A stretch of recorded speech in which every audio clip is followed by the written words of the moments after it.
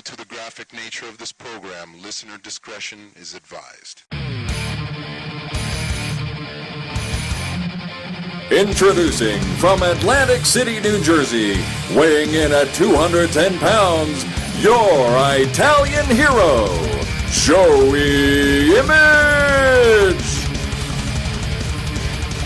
Hey guys, this is your boy, Joey Image, that image guy. Welcome to episode number 23 of That Image Guy, your favorite podcast. How you doing? I am your Italian hero.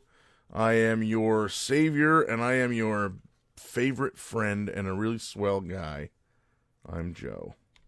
So what's going on? I don't really have a lot to talk about, but I do have some ranting to do, as well as a pretty cool and funny Uber story that I hope doesn't offend anybody, because I'm going to do a really bad Indian accent.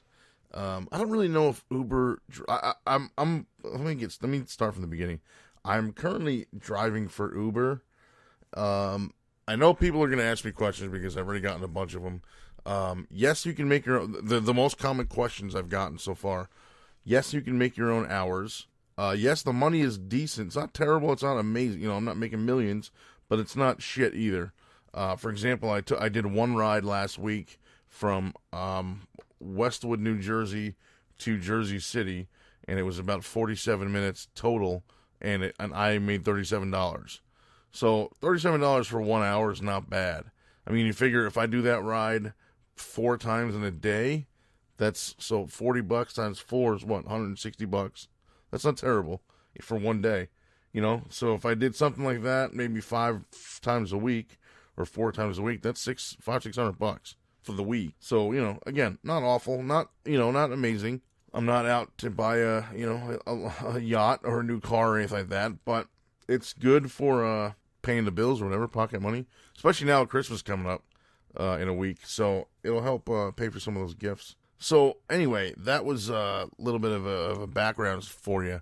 I'm going to get right into this hilarious Uber story that I think it's hilarious. If you guys don't think it's hilarious, that's too fucking bad, you know, whatever. I think it's great. So I'm going to tell it, and it goes like this. Last Saturday night, I pick up a dude and a chick. And again, I don't know if I'm even allowed to talk about this, so I'm not going to say any names or addresses or anything like that, because, I don't want to get in any trouble. I don't want to get the people in any trouble, so I'm going to leave it at that. But I picked up a guy and a girl. They were fucking dressed to the... Oh, yeah, and another thing is I'm probably going to curse a lot more in this episode than I have in any other previous, because I'm kind of in a crappy mood. Again, I'll rant about that in a little bit. But, so, anyway, I go pick up this dude. He's like dressed to the nines, looks real good, long, like nice Armani suit, got a big old bottle of wine. He's with a chick. She's also got a bottle of wine and wearing like a real nice outfit, nice like top and skirt and shit. I don't know. So they get in the car, we're talking or whatever, and I'm like, hey, where do we got to go? He's like, oh, we're just going local to this. I don't know. It was like I think 6 or 7 miles away. The guy was an Indian guy. So when I get to the accent part, this will be the guy that I'm imitating. So we're talking, and he's like, so what do you do? And I'm like, well, actually, other than this, I'm a professional wrestler. I'm currently inactive. I retired from in-ring wrestling. I retired in June, but I do behind the scenes stuff, and I do a podcast and blah blah blah. So he thought it was really cool, and he knew one other independent wrestler whose name I forget now. He mentioned him. It was a guy from Virginia that I had never heard of, but said he had been wrestling for about 8 years now. So he kind of knew the background and knew about, sacrifices and what it takes and blah, blah, blah. And actually, now that I'm thinking about it, Uber is kind of a really cool job for an indie wrestler, because it's literally your own hours. So, you clock in and you drive whatever times you want for as long as you want. So, like, for example, the day that I got the day that I had the ride to Jersey City, I clocked in at like 4 p.m. So, and I can wake up at 10, 11 o'clock in the morning or noon or 1 o'clock in the afternoon if I want, and still log in at 4 or 5. And, even if I'm at 5 o'clock, that still gives me 7 more hours in the day to work for that day, because Uber's time schedule goes from Monday to Sunday, and then the new week starts on Monday, and it's at midnight. So, really, you can log in 24/7 and drive if you want to. That's a very, very long time, but you could do it if you wanted. So we're talking about that, and he goes, hey, what's your, we're getting close to the house now. After we've been talking, we had a really good conversation, kind of got to know each other. He goes, what's your phone number? Because I want to make sure that I get you when I call later for a ride home from this party. And he said, I don't know how to ask for a driver specifically, so I figure if you give me your phone number, I can just call you directly. So the thing is with Uber, you can't, if you're a customer, you can't log into the app to request a ride and pick a specific driver, which to me is stupid. Because if I pick someone up and they feel that they've had good service, or they feel that they had a good time with me in the car, talking, good conversation or whatever, then they should be able to do business with me again. The whole deal behind Uber is I don't actually work for Uber. I'm an independent contractor. Uber is strictly the company that makes the app. So Uber is classified as a software company, not like a taxi or ride-sharing company. It's all like bureaucratic, corporate kind of, tax evasion bullshit, probably. I don't really know. But, it's kind of, it sounds a little bit shady sometimes. But, that's how it works. So, you can't really suggest or request a specific driver. The only way to do it is, as I said, because when a customer logs in, they say, hey, I need a ride from this address to wherever they're going, doesn't really matter. But what they say, I need a ride to be picked up from this address. So the Uber app pings all the drivers in that area. It finds which one is physically closest to that guy and says, all right, here's a ride for you. It's 4 miles away, or it's 8 miles away, or whatever. I've had up to 15 miles away given to me before for a ride or whatever. So if you don't get it, like you're the customer, say you call for a ride, I'm the closest one. If it pops up my screen and I don't get it, then it goes to the next closest guy. So the only way to get a specific driver is, like I said, I gave this guy my number. He called me when he was ready. I drove to him. Once I got to him, then he logged in and requested a ride, because then I was the closest to him. So he logged in. A minute or two later, it popped up on my screen that this guy needs a ride at this address. So obviously, since I was already there, I hit accept and I picked him up. So here's where the funny part comes in. Dropped him off at 8 o'clock. He tells me in the car, I'm going to have you come and get me. It'll probably be late, maybe like 1 or 2. But if that's okay with you, I'd love for you to pick us up again. Really good service. And then the guy ended up giving me a 5-star rating, which is the highest you can get. So I was like, absolutely, man. No problem at all. It's not late. And I think that night I clocked out at like 3 in the morning anyway. But I was like, yeah, no big deal, man. Call me. Let me know what's up, what time or whatever. Or if you know in advance, like, hey, we're leaving at whatever time, coming, be here by then. That's fine. If I'm already on a ride, I'll let you know. Otherwise, I'm good to go. So he's like, okay, cool. So 11 o'clock comes, and he calls me. And he goes, hey, this is the guy. We're going to be ready at 11:30 we'll be ready to be picked up by 11:30. Can you be here, or are you on another ride? I go, no, I'm good. I'm just sitting here at Dunkin' Donuts drinking a tea, eating a bagel or whatever the hell I was having. So I'll be there by 11:30. So I get there, fast forward a half hour. I drive there, waiting outside. I text him, hey, I'm outside. Log in whenever you get a chance. I'm logged in now. When I see your name pop up, I'll hit the accept deal. So that's what he does. He comes out to my car first. They get in. He logs in. For some reason, it took like 1 or 2 tries. The first time he got somebody else, which was odd. So as soon as he logged in, it popped up on someone else's screen and went to that guy, which is very odd considering I was the closest one. So he canceled the request and then did it again, and then it popped up on my screen. So I'm thinking I may not have been logged in long enough. Like, he logged in, then I logged in. So once he logged in, it may have picked up that there was somebody else in the area, prior to me. Anyway, long story short, we get it set up so it's me, and we're talking. We get in. He gets in, this girl gets in, they're leaving, they're waving goodbye or whatever. So they're going and waving goodbye. There's a bunch of guys in the driveway. It's really loud. And they're older guys, too. They're not even like, this guy, the guy's 40. The girl he was with is 36, is what they told me. There's guys at that party that are in their 40s and 50s and 30s. So it's not like a young, like, teenage crowd or like 20, 21-year-olds. Like, it's a bunch of older dudes. So anyway, here comes the shitty Indian accent. I say, hey, I thought you told me you were going to be here pretty late, like maybe till around like 2 a.m. I'm surprised you called me in only like 3 hours to pick you up. And the guy goes, oh no, this girl actually likes me. So we are going back to the house right now to have sex. Fucking died. It was the funniest goddamn thing I had ever heard. This dude is just like right in front of her, like, oh yeah, I'm going home to bang this broad right over here. And she didn't care. She was giggling, laughing about it. Thought it was the greatest thing ever. I thought it was so fucking hilarious. I just didn't expect it. So that was funny. So then I'm laughing or whatever. So they're talking in the back seat. I guess it's not easy to not eavesdrop when you got someone in the back of the car, right? Especially when you're a driver, taxi guy, Uber guy, Lyft guy, whatever. It's hard to not hear what they're saying. So I'm, of course, listening, and I don't have music on loud. When I pick up people, if I have music on at all, it's not loud. It's just loud enough where I can kind of hear it and figure out what song it is, but I also need to hear the GPS because a lot of these addresses and stuff I've never been to or whatever.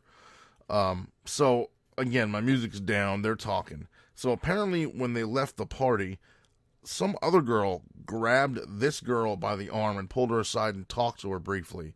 And then these two left the party. So while they're talking about that, the guy goes, hey, what did that girl pull you aside for? Like, what did she need? Is everything okay? Because I saw her grab you and pull you aside and then whisper something to you, and then and then we left. So what was that all about? And she goes, oh, that was so-and-so's sister. She just wanted to know if I was going to take you home tonight and have sex with you. I told her, of course. So, again, I was laughing my ass off. I didn't know if they heard me laughing or what. It was just some funny shit. But we continue driving, and the guy goes, this guy that I know, he has a party every year, and apparently every year he does this big bash about a week or two before Christmas. There's guys there, like I said, in their 30s, 40s, and 50s. So he said last year there was like people there that were in their 50s that were, let's just say that there was a lot of drugs there. Put it that way. There was some pretty heavy shit. So he's like, last year I left at 4 a.m. There was a guy that was 55 outside on the lawn, passed out in the grass in the backyard because he was on such and such a drug. And he goes, I don't do any of that stuff. I'll drink and that's it. I don't even like weed. So once they start, taking out the other stuff, I don't like it. So I don't stick around. I take off. And he's like, they just happened to break it out early this year. And plus I got this girl here. So I'm going to go have a good time somewhere else. And they're going to hang out and get drunk and high and drugged up.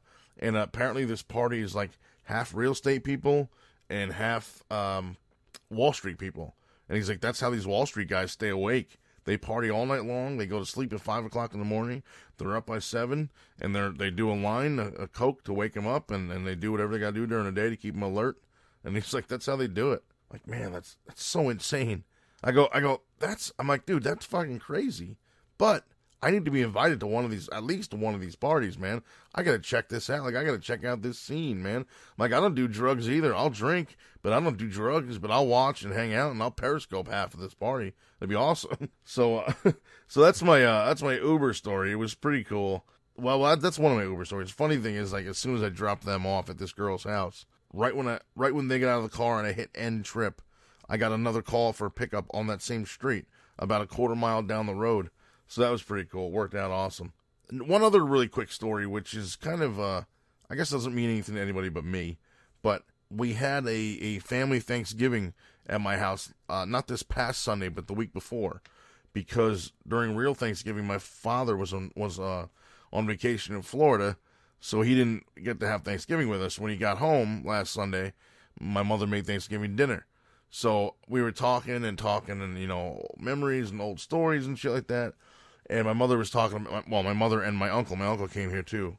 So my uncle is her brother. So my mom and her brother, my uncle, were talking about like where they grew up in Jersey City and, and their parents and their brother and their sisters, whatever. So they lived in Jersey City. They lived on a street called Congress Street. I don't remember the address, 139 or something like that, I think, or 137 or whatever. But regardless, they lived on Congress Street in Jersey City. So they're talking about that for a while, blah, blah, blah. Fast forward to the next day, I pick up an Uber ride, and as I said earlier, I did a ride to Jersey City. Well, that's this ride. First of all, I pick up, these two women don't speak any English. I'm given instructions in the ride by the son, which is the person that paid for this ride. So I pick up these two women. I go from the building that they're at, which was in Emerson, New Jersey, which is the town that I live in. I go from there to Jersey City to Congress Street, and this was Monday. This is the day after. I'm like, man, what a coincidence! Like, my mom grew up on this street. You know, my uncle grew up on this street, and we just talked about this last night, and now I'm dropping somebody off here, man. It was really cool. So that's the ride that took 47 minutes, and I made almost $40 off it, which ain't bad at all, because when you think about it, actually, it was 49 minutes. Jesus Christ, I don't remember this shit. It was 46 minutes. The fare was $47, and my pay from it was $37. So I don't know how it works out, but supposedly you get 80% of the ride, and Uber gets 20%. So I'm not sure if 37 is 80% of 47 or what. But I got $37 off it, which wasn't bad. That's really all that's going on as far as that goes. There ain't nothing really great to report this week. Looking forward to Christmas next week. I hope you all are too. I don't know, man. Got a new job, a new full-time job, actually, new day job, working for a company, just doing office stuff, shipping and receiving, stuff like that. Nothing exciting or overly, I'm not making millions of dollars, put it that way. But it's nice, it's cool. You know, people that I work with are really cool. It's very similar to my last job, my last office job, so I'm kind of familiar with a lot of it. But, it's cool, pay some bills. I do have 2 really quick rants, and then I'm going to log off. So we're almost at about 17 minutes here, so I'm going to head out of here soon. But I've got a rant that I'm not sure if anyone even will care, but I will care. I'll care because I'm so freaking annoyed. But let me just complain about Roxio as a company and their products being shit. I remember using Roxio, like Easy DVD CD Creator from 1,000 years ago. And I remember always having problems with it. And I remember specifically that because I remember telling myself, don't ever use Roxio products again. They're fucking terrible. And I haven't since then. I remember using Roxio Easy CD Creator and just burning CDs that would come out dead, or they were duds, or it was a waste. It didn't work. They would be garbage. They'd be coasters, really, a lot of them. And it's like I don't understand how. Well, first of all, despite the word easy being in the title of the product, it never was. I've lost so many garbage burned CDs from that software. I mean, I don't know if anybody remembers that software, or if anyone still uses a version of it, if it even exists anymore. But I'm sorry. I will come and hold your hand if I have to. So that was Roxio Easy CD Creator, which is garbage. Now, I haven't used the Roxio product since. I told myself I wouldn't, and I haven't. But at this point, I don't know if I have a choice. So I bought Roxio's VHS to DVD Creator, which is... it's basically like a little, it comes with the software, of course. It's called VHS to DVD 3, and it comes with this little dongle.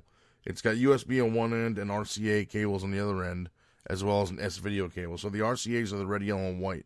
So it's got those on one end and the USB on the other end. So those are the ones I use. I don't use the S-video cable because I don't have an S-video cable, but it's got the 3 RCAs, so I use those from a VCR to plug into my PC via USB. So it all works, it all plugs in, it all, like, the software comes up, and I find what I'm looking for, and I see it on screen when I hit play. I find the spot. The whole point of it is to rip video and audio from a VHS to a DVD or to your PC.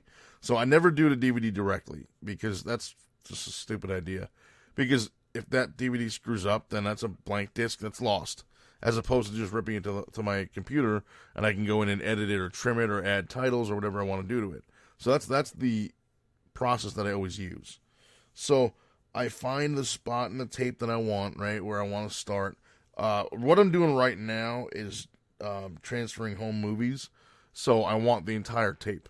But I've used it in the past where it's magically worked, and I just get like a piece where I'll start at like 8 minutes in or whatever, where I just kind of want a little clip. So that works too. For some reason, it fucking hates me today. So I put it in, I put the tape in, I watched the whole thing in real time. So that's an hour. It was an hour and 31 minutes. So I just want to watch it to see where it stops, see how long the video is. Because when you go into the Roxio software, you can set the duration for record. You don't just press the button and it records an entire 6-hour tape, even if 4.5 hours of it are blank. I mean, if you're going to watch it while you're sitting there, recording it or ripping it, then you don't really need to put in the duration of tape you're going to record, because you're here watching it. When it ends, you press stop and you're good to go. But you can there's a checkbox where you can actually select and enter how long you want it to record for. That's what I did. So I put in 1 hour and 32 minutes. It was 1 hour, 31 minutes and change. So I did 1 hour and 32. So I'm hanging out. I'm watching YouTube videos or whatever, just messing around. I let it go. I put a timer on my phone that turns off at 1 hour and 32, so I know when it's finished. So I go back 1 hour and 32 minutes later. I click on the thing. It's good to go. I hit stop. I hit save. I pop the tape out. It's doing its little saving gimmick. It goes to 100%. I open the video and it says video length 31 seconds. And I go, what the fuck does that mean? Like, that's got to be a fucking misprint, or the words are cut off and it's actually like 1 hour and 31 minutes and 31 seconds or something like that. And sure enough, I fucking open the video. It's 31 seconds long. Like, you fucking got to be kidding me. Like, I don't understand. It's set at the bottom. It says recording, and every minute it tells you recording 1 minute, 2 minutes, 3 minutes, 4 minutes, 5 minutes. And then after you get to that, the counter underneath it counts down. So again, I put in 1 minute and 32, so it's telling me 1 minute 32 remaining, minute 31 remaining, or an hour 31 remaining, an hour 30 remaining, 29, 28, etc. So if it knows that it's got to record for 1 hour and 32 minutes, don't fucking stop at 31 seconds. Okay? Then, well, actually, let me go back. That was my second issue.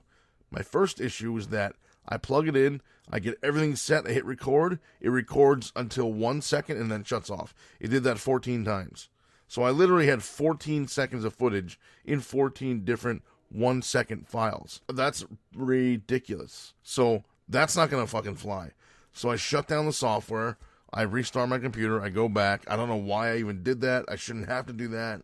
I mean, I did it to make it work, but I shouldn't have to do that. I'm the customer. It should work. I paid for the fucking software. It should, like I said before, I'm gonna curse a lot more in this episode than I ever have before. So I don't know. Sorry about that. If anyone's actually offended, sorry. So anyway, that didn't work. So then I had the other issue with the 31 seconds. So I figured, you know what? Let me try it one more time and just give it one more shot, see what happens. So, except I'm not going to do the whole video this time. I'm just going to do like 10 or 15 minutes, and then I'll stop it and see what I've got. What a mistake. This time I let it go for 11 minutes. I just, I let it go. I just happened to look at it again when it was at 11 minutes and 20 seconds or whatever it was. So I click on stop. It says save file. I go to save it. It saves. I open, and it's 37 seconds long. And I'm like, this motherfucking thing. It fucking told me it was going to record for 11 minutes, and it was 37 seconds. So I instantly get on Twitter, and I go, yo, why is Roxio's VHS to DVD software such fucking garbage? And this is like 2 weeks after Roxio supposedly fixed this, and they sent me, I spoke to them on Twitter via DMs, and they assured me that, whatever my problem was, whatever instructions they told me, that this had fixed it. Like I had to delete or uninstall it, then reinstall the new one. Then there was an update to the new one. Then I had to restart my computer, and then, whatever. Then I should have been good. So I hadn't actually tried it since then because I had nothing to record. Now that I do, it doesn't work. So I get on Twitter more than once, and I'm like, yo, this software is fucking garbage. Like, this is bullshit. It's a waste of money, and it's a piece of shit. Like, I don't understand how the fuck this company's still in business. This is now the second Roxio product that I've used this is the second Roxio product I've used that's had a fucking problem out of only 2 Roxio products I've ever used. So there's no 3 strikes and you're out. This is the second one, you're gone. Roxio is fucking garbage. Their software is fucking terrible. It's a fucking waste of money, and it's a waste of fucking energy and effort. And really, I should fucking send this shit back to them and tell them to go fuck themselves, but I don't have that kind of time. And the shit that the home movies that I'm ripping are supposed to be a Christmas gift, like a super emotional, sentimental Christmas gift. And now I don't even know if that's going to happen because of Roxio's garbage software. Like, don't tell me you've been recording for an hour and 31 minutes already, and then when I save it, it's only 31 seconds. That's bullshit. Okay, if you're gonna fucking lie to me, then fucking, at least give me my money back, because then I won't care. Because if I'm not paying for something, you can fucking bullshit me all you want and tell me the software works. But if it don't work, it don't work. So now I'm trying to find something else I can use. Somebody recommended just buying one of those, those dual deck VCR to DVD recorders. Yeah, for $200 or $250, fuck you. I ain't got that kind of money right now. And that's not what I'm, like I don't need it. Like, I bought the Roxio thing because it got a good review on Amazon, and I'm not going to spend $200 because I have like 3 or 4 videos I need to transfer, and that's it. And then I'm done. So what happens after that? I need to buy this combo DVD, VHS to DVD recorder for 3 tapes or 6 tapes or whatever, and then I don't use it again. What a waste of $200 or $150. If somebody had one that I could just use, that would be fine. If I could just plug it in and dub it and that's it, I'm good to go. But again, that also doesn't give me the option of editing and and trimming it and adding audio or whatever I want to add to it. That literally just dubs a copy 1 for 1. So I would like to have used this audio whatever I use, Audacity or even Windows Movie Maker, whatever. Just anything that I can pull into my PC, the video file itself, clean up the audio a little bit, make some parts louder, because it's old video. I mean, it's stuff from, I think the oldest stuff on there is 1984, 1985 stuff. So I would really love to do that, clean it up a little bit. So to be perfectly honest, a VHS to DVD recorder is not really ideal for what I want to do anyway. If that's the only way that I can get it done, then that's what I'll do. Well, let me rephrase that. If that was the only way that I could do it, that would be what I do.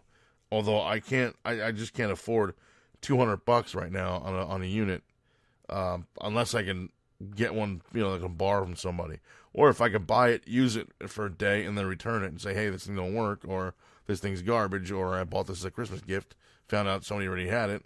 But then it's open, so then what do I do? It's just a hassle. And the fact of the matter is, the Roxio garbage software shit should work in the first place, okay? It shouldn't be giving people headaches. It's fucking totally garbage. Anyway, so that was fun.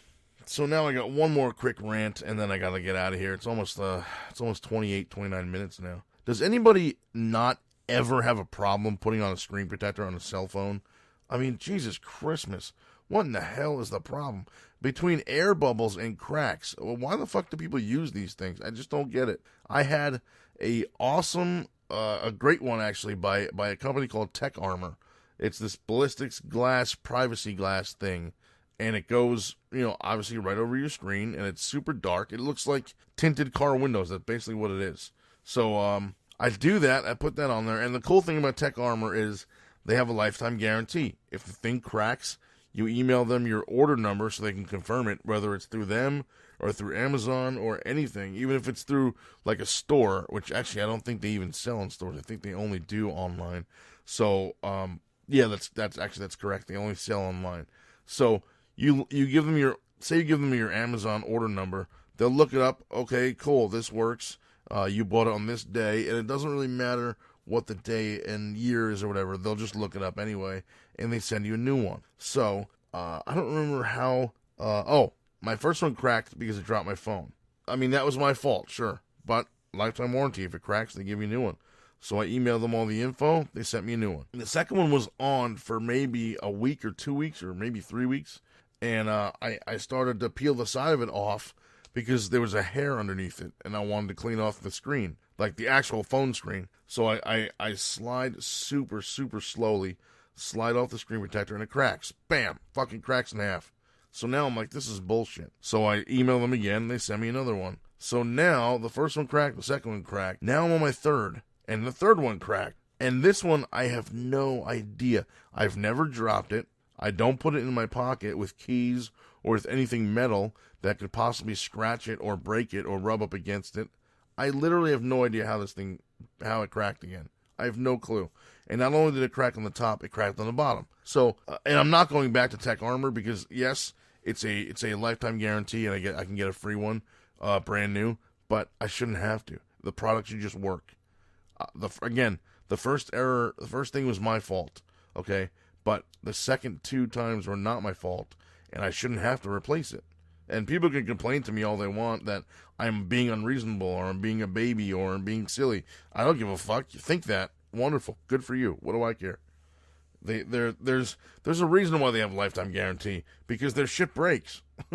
and I just somewhere deep down I have a feeling that they've had enough people complain about their products that they had to do a lifetime guarantee. It's not that necessarily, I mean, I'm sure they believe in their products. I'm sure they believe in what they make and everything. But the fact is, don't tell me that it's like, super crack resistant and blah, blah, blah, whatever the hell it is. And then it's just going to break in a week or 3 weeks, whatever it was. And this one, I just can't figure out what happened. I literally have never dropped it once. I don't understand. So that thing's been cracked for a couple of weeks now. So the other day, my girlfriend goes, "Hey, I'm going to buy you a new screen protector because the cracks on that one are annoying me." I'm like, "Okay, that's fine." So she buys me a new one. I put it on, I think it was yesterday or I don't know, sometime this week, a couple days ago. So I put it on without a problem, except the entire thing, the part that sticks to the screen is not adhesive. There's a very, very small part around the top, I shouldn't even say small. It's basically the whole border of the top of it that just doesn't stick. It feels like it has no adhesive on it. So the bottom right corner doesn't stick either. And I took it off. I thought maybe there was a hair under it or dust or something like that, and that's why it wouldn't stick. So I peeled it off. I cleaned the crap out of the screen. I put the screen protector back on, and it wasn't me at all. It was the whole bottom corner doesn't stick. And since I put it back on, now the right side doesn't stick either. So, and it's not even like the entire right side of the screen protector. It's about, all right, say if you're looking at the phone and you cut the screen protector in half, sideways. If you look at the right side, it's about half of that. So it's about a quarter of it now on the right that doesn't stick. I don't understand what the deal. Like, why can't they just make these things work the first time you put them on? I don't get it. I mean, there's a reason why people actually get paid at Best Buy to do nothing but install fucking screen protectors. I mean, it's ridiculous. I don't get it. It's just, I get the fact that, if you drop your phone and the screen protector's on it, the screen protector it's supposed to break and not your actual screen. So I'm assuming that's what happened with this. I mean, that's what happened with the first Tech Armor one I had that I said I dropped. The screen protector broke, not my screen. So it worked. It did its job. But it shouldn't be just cracking on its own because it feels like it. Because that is just bullshit. And that's what the third Tech Armor one did. It's really cool looking. It's the ballistics glass, privacy glass thing.